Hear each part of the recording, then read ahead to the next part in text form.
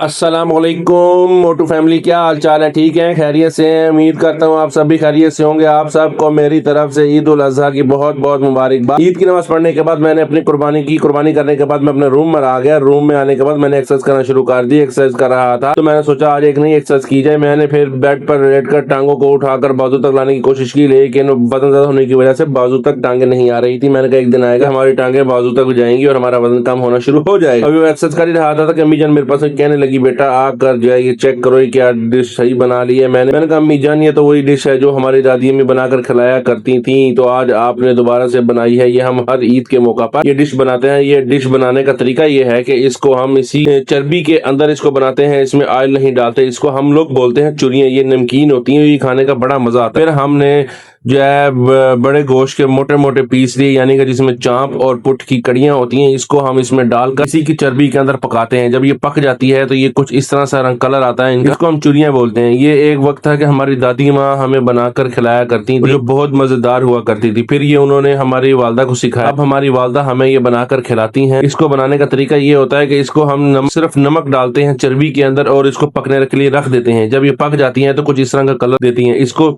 اگر کھایا جائے تندور کی روٹی کے ساتھ یہ بہت مزہ کرتی ہیں، لیکن ہم لوگ اس کو بغیر روٹی کے ساتھ کھاتے ہیں اور بہت مزہ آتا ہے۔